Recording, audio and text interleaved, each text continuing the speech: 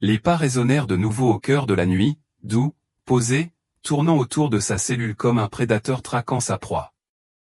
Don Carlos se réveilla en sursaut, le souffle court, le mince matelas de paille sous lui, trempé de sueur. L'obscurité s'installait, épaisse et suffocante, seulement troublée par la faible lueur d'une torche lointaine vacillant sous la porte en fer. Il tendit l'oreille, le cœur battant la chamade. Le son s'estompa, ne laissant que l'écho de sa propre respiration saccadée. Des fantômes, se dit-il, ou pire, les espions de son père. Le froid s'infiltrait à travers les murs de pierre, mordant sa chair. Il resserra la couverture en laine d'ours autour de ses épaules, mais cela ne parvint guère à le protéger du froid. Ses doigts effleurèrent la surface rugueuse et irrégulière du mur à côté de lui, traçant les rainures où il avait griffé le mortier dans un accès de désespoir. Un goût métallique persistait sur sa langue, vestige du maigre repas qu'ils avaient englouti par la fente de la porte des heures auparavant. Grûle, si tant est qu'on puisse l'appeler ainsi, imprégné du léger goût de fer rouillé, il l'avait mangé sans se plaindre, malgré un estomac tordu.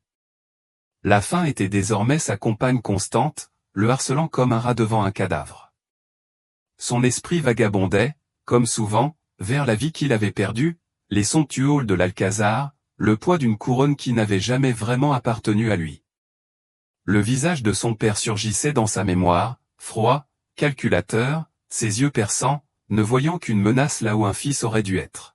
« Tu n'es pas mon héritier. » Les mots brûlaient encore, plus acerbes que les chaînes qui entouraient ses poignets. Un bruit métallique soudain le fit tressaillir. La fente de la porte s'ouvrit brusquement et, l'espace d'un instant, deux yeux brillèrent à la lumière de la torche, observant, jugeant. Puis, tout aussi rapidement, ils disparurent. Don Carlos expira, son souffle se transformant en une brume fantomatique dans l'air glacial. Les pas reviendraient. C'était toujours le cas. Et dans le silence qui suivit, il se demanda s'ils étaient réels, ou si l'obscurité avait enfin commencé à murmurer. Les couloirs de l'Alcazar avaient autrefois résonné de rires, de ses rires. Don Carlos s'en souvenait maintenant, tandis que le froid de sa cellule lui rongeait les os. Il était jeune alors, téméraire, l'héritier d'un empire qui s'étendait à travers le monde. Mais même à cette époque, des ombres l'avaient habité. Ses tuteurs lui avaient murmuré qu'il était colérique, que ses humeurs pouvaient changer comme une tempête en mer. Un instant, il était charmant, son esprit si vif qu'il pouvait susciter des sourires réticents, même chez les courtisans les plus sévères. L'instant d'après, ses poings claquaient, sa voix rugissait et dispersait les serviteurs. « Le prince ne va pas bien », murmurait-il derrière leurs mains. Le roi Philippe II entendait ces murmures. Il entendait tout. Carlos voyait encore le visage de son père, pâle et impassible comme du marbre. Ses yeux sombres ne laissaient rien passer. Le roi ne l'avait jamais embrassé, pas vraiment. Même enfant, Carlos avait ressenti le poids de cette distance, la question tacite qui planait entre eux. Ce garçon allait-il le ruiner? La première fois que son père l'avait frappé, Carlos avait 12 ans. Une dispute mesquine à propos d'une leçon manquée, une insulte sèche à la mémoire de sa mère. La main du roi avait bougé plus vite que prévu, le claquement de sa paume contre la joue de Carlos résonnant dans la chambre. « Tu apprendras le respect », avait sifflé Philippe. Carlos avait appris beaucoup de choses, mais le respect n'en faisait pas partie. À 16 ans, ses accès de colère étaient légendaires. Il jeta un domestique dans un escalier pour avoir renversé du vin sur son lit. Il brisa un précieux miroir vénitien parce que son reflet le narguait. La cour retenait son souffle à chaque passage de Philippe, attendant la prochaine explosion. Et son père observait toujours. Il est instable, confiait Philippe à ses conseillers, ses mots s'infiltrant comme du poison dans les oreilles d'hommes qui savaient qu'il valait mieux ne pas les contredire. Un danger pour lui-même, pour l'Espagne. Carlos savait qu'on parlait de lui. Il avait vu le regard de son père s'attarder sur lui pendant les réunions du conseil, comme s'il mesurait l'espace entre ses épaules pour une lame. Puis vint la nuit qui scella son destin. Ivre de vin volé, Carlos avait fait irruption dans la chapelle royale, proférant des jurons qui faisaient pâlir les prêtres. Il s'était enragé contre le règne de son père, contre l'emprise étouffante du devoir, contre le Dieu qu'il avait maudit d'une couronne qu'il ne pourrait jamais porter. Le roi le trouva là, agenouillé devant l'autel, tel un pécheur implorant son pardon ou un rebelle complotant une trahison. Leurs regards se croisèrent à la lueur des bougies. Aucun mot ne fut prononcé. Aucun n'était nécessaire. Les ombres dans le regard de Philippe s'étaient épaissies cette nuit-là, et Carlos, pour la première fois, comprit la véritable peur. Son père ne voyait pas un fils. Il voyait une menace. L'arrestation était survenue sans prévenir. Don Carlos arpentait son appartement, le poids des nuits blanches pesant sur lui comme une seconde peau. L'air sentait la cire de bougie et la pierre humide, le silence n'étant rompu que par le tintement lointain de la cloche du monastère. Puis des bottes, des dizaines, avançaient d'un pas sinistre dans le couloir. Il se retourna juste au moment où la porte s'ouvrait brusquement. Des gardes royaux envahissaient la pièce, leurs cuirasses luisant à la lumière des torchets. À leur tête se tenait le duc d'Albe, le visage impénétrable. Par ordre de Sa Majesté le roi Philippe II, le duc, d'une voix grave et sans intonation, dit « Vous êtes mis en état d'arrestation ». Carlos rit d'un rire sec et cassant. De quel chef d'accusation? Trahison. Les mots frappèrent comme une lame. Il se jeta non pas sur les gardes, mais sur le bureau où reposait sa dague. Un geste futile. Des mains le saisirent, d'une force de fer, lui tordant les bras dans le dos. Il se débattit, proférant des jurons, mais elles le forcèrent à s'agenouiller. « Tu ne peux pas faire ça, cracha-t-il. Je suis ton prince. » L'expression du duc d'Albe ne changea pas, plus maintenant. Elles le traînèrent à travers le palais comme un vulgaire criminel. Les courtisans se pressèrent contre les murs, les yeux écarquillés par le choc et, plus encore, par le soulagement. Des murmures s'échappèrent de son sillage. On dit qu'il complotait avec les rebelles hollandais. Il avait entendu dire qu'il avait tenté d'empoisonner le roi. La folie coule dans ses veines. Des mensonges, que des mensonges. Le dernier visage qu'il vit avant d'être englouti par le cachot était celui de son père. Philippe se tenait en haut de l'escalier, immobile comme une statue, observant son fils sombrer dans les ténèbres. Leurs regards se croisèrent pour un dernier échange silencieux. Ni colère, ni regret, seulement le calcul froid d'un roi effaçant une erreur. La porte de la cellule claqua. La clé tourna. Et, d'un seul coup, Don Carlos, prince d'Astérius, héritier de l'Empire espagnol, cessa d'exister. Seul dans l'obscurité, il pressa son front contre le sol de pierre glacée. Les murmures de trahison résonnaient encore à ses oreilles, mais plus fort encore résonnait l'écho du verdict tacite de son père. Il n'aurait jamais dû porter la couronne. Le temps n'avait aucune importance dans l'obscurité. Don Carlos ne savait plus si cela faisait des jours ou des mois que les gardes de son père l'avaient jeté dans ce tombeau de pierre.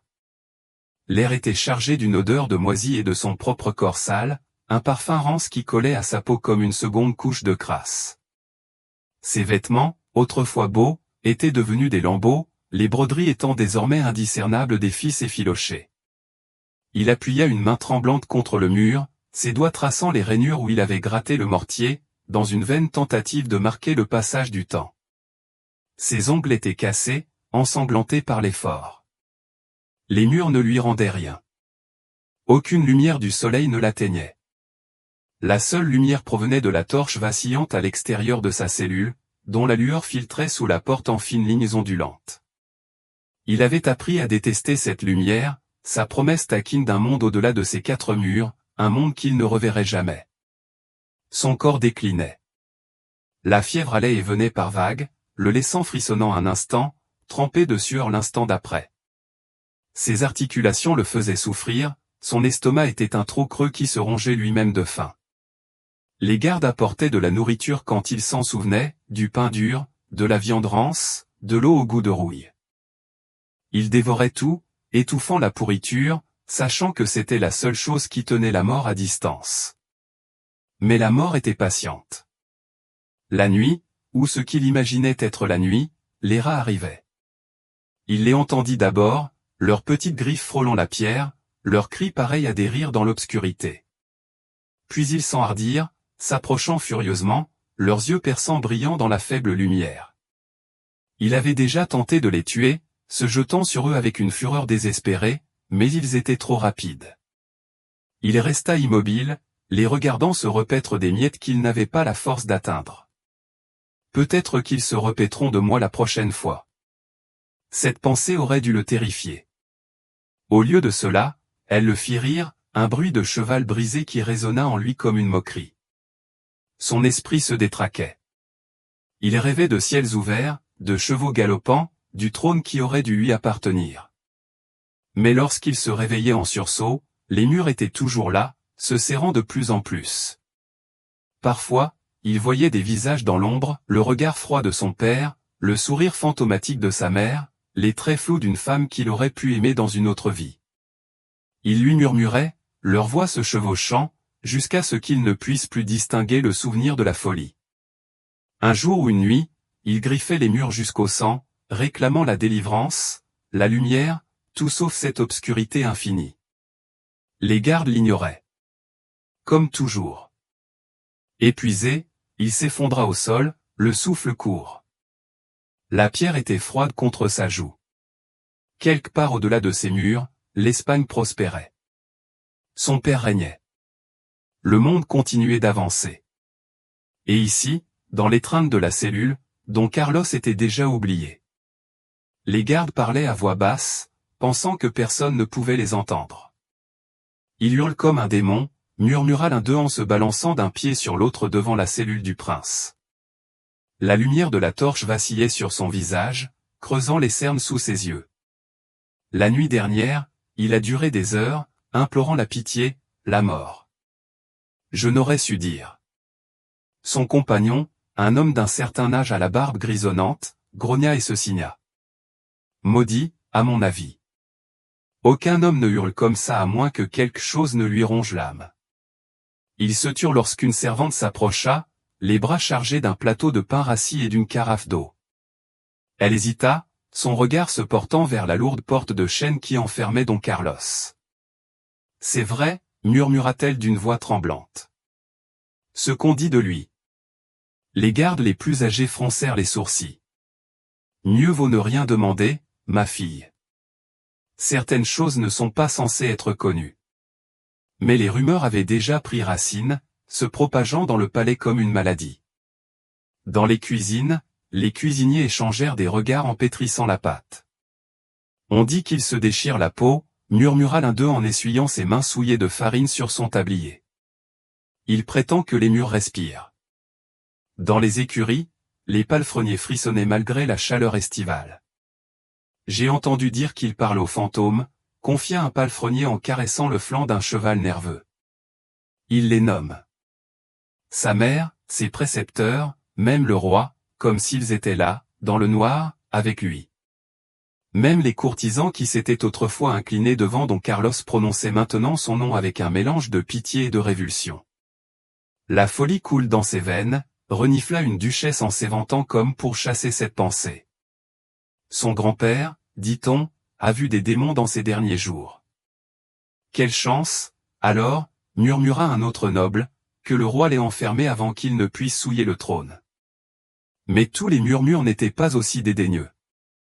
Dans les recoins silencieux du palais, où les murs étaient fins et les loyautés encore plus fragiles, certains osaient se demander à voix haute, et s'il n'était pas fou? Et s'il avait raison? Un jeune scribe, chargé d'enregistrer les rations de plus en plus faibles du prince, hésita un soir devant la cellule. Les cris s'étaient tus, remplacés par un grincement rythmique et inquiétant, tel des clous sur la pierre. Contre toute attente, il colla son oreille contre la porte. Pas réel, rien de tout ça. La voix du prince résonna intérieurement, rugissante et brisée. La couronne était de verre. Le trône était de cendre. Il savait. Il a toujours su. Le scribe recula. Mais, tandis qu'il s'éloignait précipitamment, cette pensée le submergea. Et si le prince ne délirait pas? Et s'il était le seul à voir la vérité? À l'aube, même ce murmure s'était estompé, enseveli sous le poids du silence du roi, des superstitions des gardes et de la marche inexorable du temps. Et dans sa cellule, Don Carlos éclata d'un rire bas et brisé à la plaisanterie que lui seul comprenait. Le monde le traitait de fou, mais la folie, il le savait, était la seule réponse sensée à un monde pareil. Le médecin arriva au crépuscule, convoqué par un rare décret du roi lui-même. Le docteur Mendoza était un homme maigre, aux doigts tachés d'encre et au front constamment froncé. Il avait traité nobles et paysans de la même manière, mais jamais prisonnier comme lui, jamais prince devenu fantôme. Les gardes le guidèrent à travers les couloirs tortueux du cachot, la lumière de leurs torches dessinant des ombres grotesques sur les murs humides. « Vous devez l'examiner », murmura le capitaine de la garde à voix basse. « Pas le soigner. » Ordre de Sa Majesté.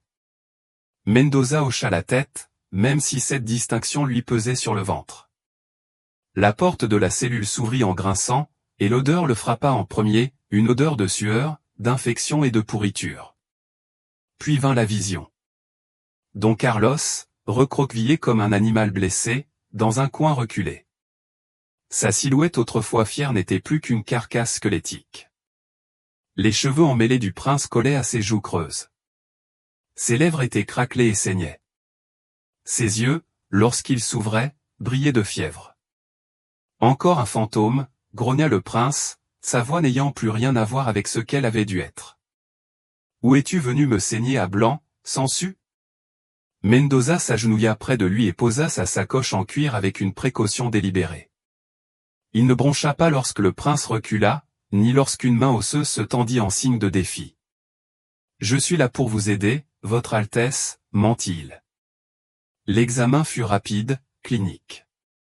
Les mains du médecin se déplaçaient avec une précision experte, soulevant la chemise en lambeaux du prince pour révéler les plaies purulentes en dessous, des ulcères là où les chaînes avaient mordu ses poignets, les traînées rouges et furieuses de l'infection qui s'étiraient sur ses bras, ses côtes saillantes comme les barreaux d'une cage, sa respiration courte et saccadée. « Il a besoin de soins, » dit sèchement Mendoza en se tournant vers les gardes. « Des pansements propres, un cataplasme pour la fièvre. Une bonne nourriture, sinon il ne tiendra pas le mois. » L'expression du capitaine resta inchangée. « Nos ordres sont maintenus. Examiner. Rapporter. Ne rien faire de plus. » La mâchoire de Mendoza se crispa. Ce n'est pas un examen. C'est le témoignage d'un meurtre. Un rire sec s'échappa de la gorge de Don Carlos. « Dites à mon père, » siffla-t-il, « que son médecin a une langue de poète. Vous pendra-t-il pour ça, je me demande ? » Les gardes s'agitèrent, mal à l'aise. L'un d'eux fit le signe de croix. Mendoza hésita, puis fouilla dans sa sacoche non pas pour y chercher des médicaments. Impossible de défier l'ordre du roi, mais pour y trouver une petite fiole d'huile essentielle de lavande. Il la déboucha, laissant l'odeur transpercer l'air fétide de la cellule, et en déposa une goutte sur le pouls du prince, geste insignifiant, geste de bonté fugace. Don Carlos inspira brusquement, ses yeux fiévreux se fixant sur ceux du médecin. L'espace d'un instant, une lueur de clarté brilla dans leur profondeur. « Elle portait de la lavande, » murmura-t-il. « Ma mère, le saviez-vous » Mendoza ne répondit pas. Il ne pouvait pas. Le capitaine s'éclaircit la gorge. Le temps est écoulé. Alors que le médecin se levait, la main de Don Carlos se tendit brusquement, lui saisissant le poignet avec une force surprenante. « Dites-moi, » siffla-t-il, « vous semble-t-il fou » Mendoza soutint son regard. La vérité lui nouait la gorge, amère comme un poison. « Non, Votre Altesse, » murmura-t-il. « Vous semblez être un homme qui se souvient trop de choses. » L'étreinte du prince se relâcha. Son rire suivit Mendoza hors de la cellule, résonnant dans le couloir, même après que la porte eut claqué. De retour dans le couloir éclairé par les torchers, le capitaine regarda le médecin avec suspicion. « Vous allez informer Sa Majesté que le prince est malade, comme prévu. » Rien de plus. Mendoza hocha la tête machinalement, se remémorant déjà les mensonges qu'il allait débiter. Mais dans le silence de son cœur, une autre vérité prit racine. Certaines maladies étaient incurables, et certaines ne concernaient pas le corps, mais la couronne elle-même. La faim était une lame qui le creusait. Don Carlos gisait recroquevillé sur le sol de pierre, l'estomac noué au point de lui faire peine à respirer. Les gardes n'avaient pas apporté de nourriture depuis des jours. Ou bien, si. Le temps s'était dissous dans un brouillard de soif et de délire. Il se lécha les lèvres gercées, sentant le sang là où elle s'était fendue. Le dernier repas qu'ils avaient glissé dans la fente était rance, grouillant d'asticots, mais il le dévora quand même, s'étouffant tandis que la viande avariée glissait dans sa gorge. Maintenant, même cela avait disparu, ne laissant que le vide qui le rongeait. Un bruissement le fit lever la tête. Des rats. Ils surgirent de l'ombre tels de minuscules voleurs furtifs, leurs moustaches frémissantes, leurs yeux brillants dans la faible lumière. Ils s'étaient habitués à leur présence, à leur audace tandis qu'ils ramassaient les miettes qu'il était trop faible pour atteindre. Mais à présent, tandis qu'il les regardait courir sur le sol, une nouvelle pensée germa ou une pensée qui lui fit battre le cœur. La nourriture. La première fois que l'idée lui vint, il recula. Il était prince, héritier du trône d'Espagne. L'idée de mordre dans la vermine était impensable, mais la faim avait le don de dépouiller l'orgueil, de réduire un homme à ses plus bas instincts. Ses doigts tressaillirent. L'un des rats, plus audacieux que les autres, s'approcha en rampant, reniflant le bord effiloché de sa manche.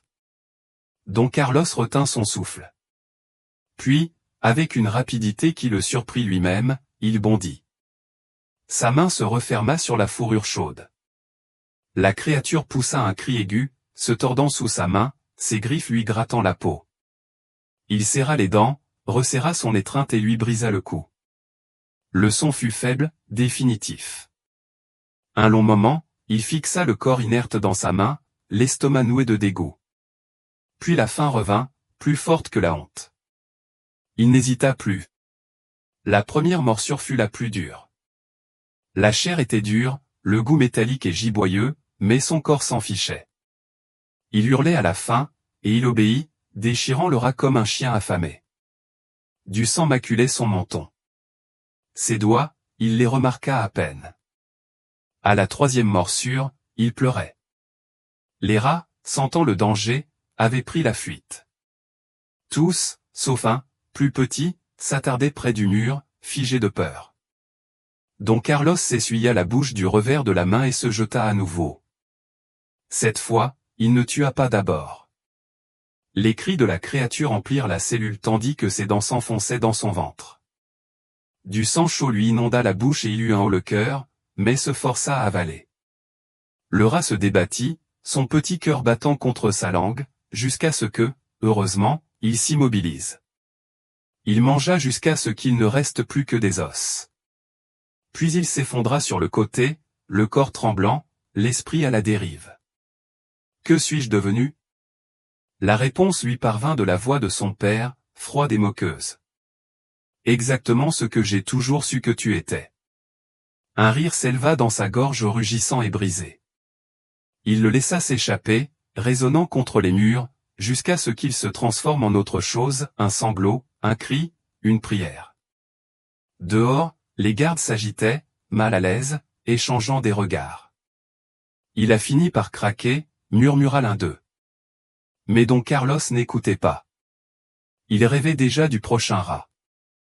La servante, Anna, n'avait rien à faire près de la cellule du prince. Elle connaissait les risques. La colère du roi était légendaire, et la curiosité un luxe que les domestiques pouvaient difficilement se permettre. Pourtant, nuit après nuit, elle se sentait attirée par la lourde porte de chêne, tendant l'oreille au son qui s'y trouvait. Ce soir-là, le prince était silencieux. Anna appuyait son dos contre le mur de pierre froid, ses doigts se tortillant dans le tissu rugueux de son tablier. La lumière des torchers vacillait, projetant de longues ombres qui dansaient telles des spectres dans le couloir. Les gardes avaient relâché leur vigilance.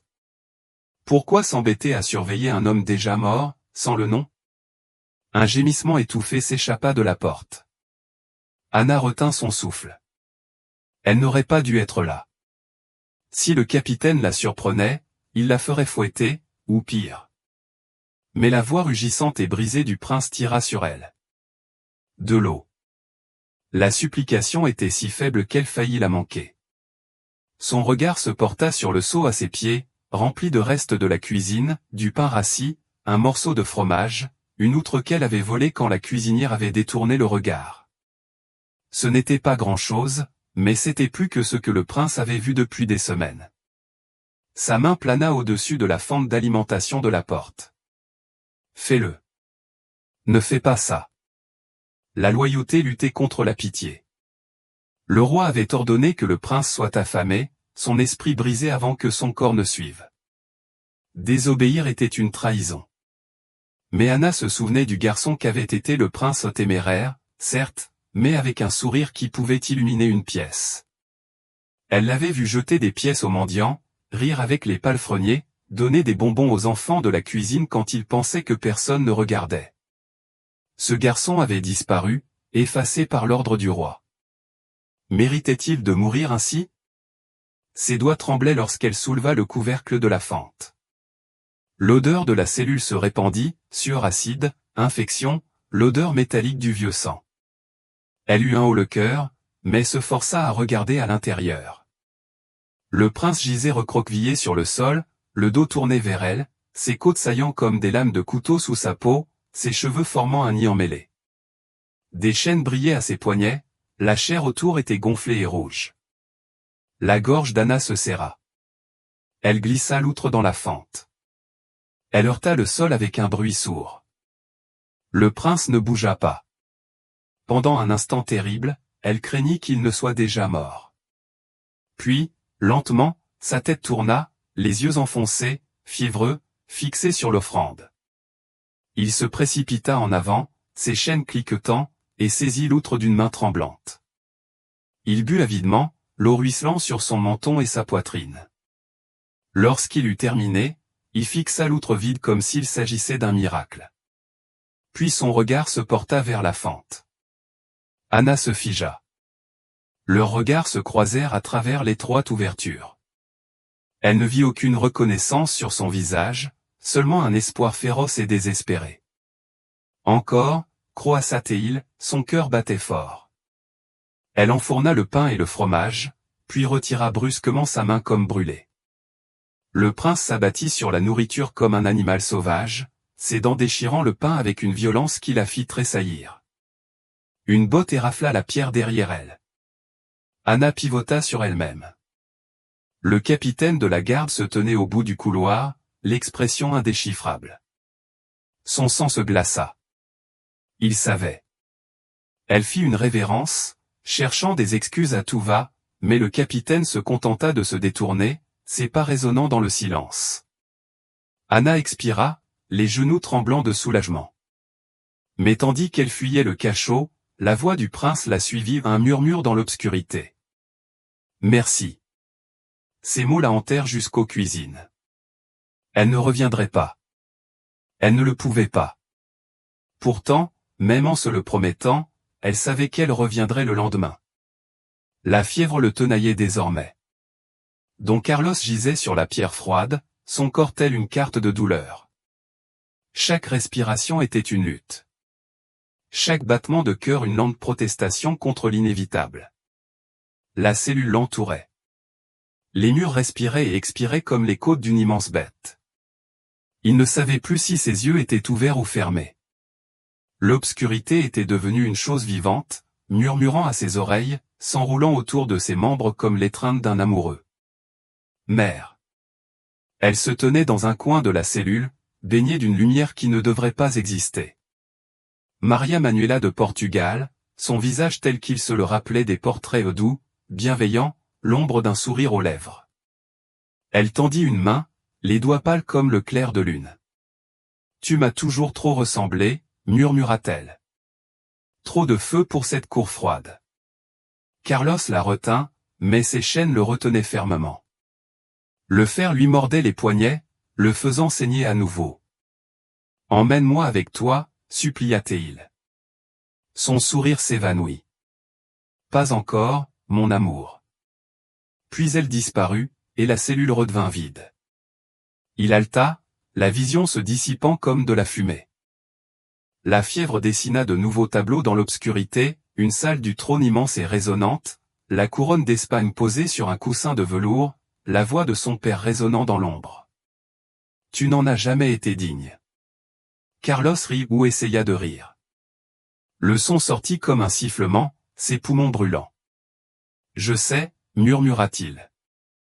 La couronne scintilla, puis se fondit en une flaque d'or à ses pieds. Un autre visage apparut. Isabella, sa fiancée, sa presque épouse, ses yeux noirs écarquillés de chagrin. Elle était une jeune fille lorsqu'il la lui avait promise, un pion dans les jeux de son père. Il la connaissait à peine. Et pourtant, elle était là, agenouillée près de lui, ses doigts frais effleurant son front. Tu aurais pu être heureux, dit-elle. Non, grinça-t-il. Pas de ce monde. Elle se pencha plus près, son souffle chaud contre son oreille. Alors ferme les yeux, mon prince. Le prochain sera plus doux. Une porte s'ouvrit en grinçant réel cette fois. Des pas approchaient. Carlos tourna la tête, s'attendant aux gardes, aux médecins, à la mort elle-même. Mais c'était son père qui se tenait au-dessus de lui. Le roi Philippe II, resplendissant de velours noir, le visage impénétrable. La lumière des torches dorait les lignes de sa mâchoire, l'argent de sa barbe.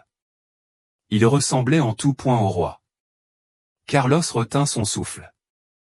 Tu viens me voir mourir? Philippe ne répondit pas. Son regard parcourut le corps dévasté de son fils, le creux de ses joues, les plaies purulentes. Une lueur brilla dans ses yeux, le regret, le soulagement. Tu aurais dû être plus fort, dit enfin le roi. Carlos toussa, du sang perlant sur ses lèvres.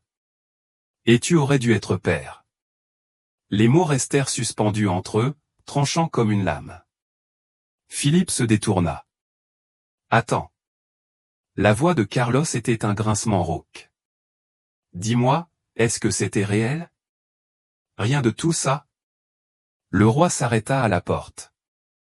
L'espace d'un instant, Carlos crut pouvoir parler. Puis la porte se referma, et l'obscurité engloutit tout.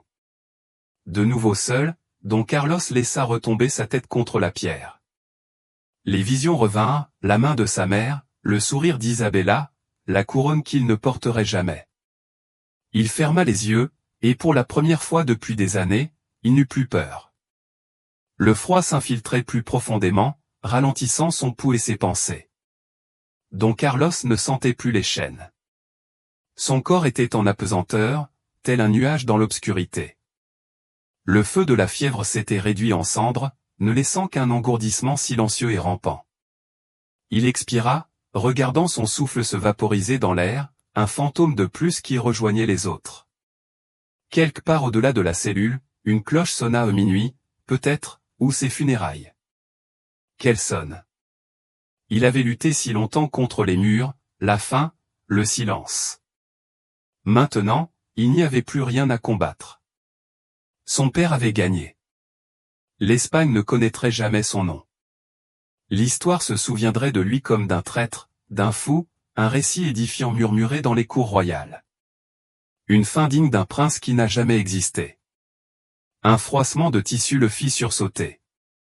La servante Anna s'agenouilla à nouveau près de lui, le visage pâle dans la pénombre.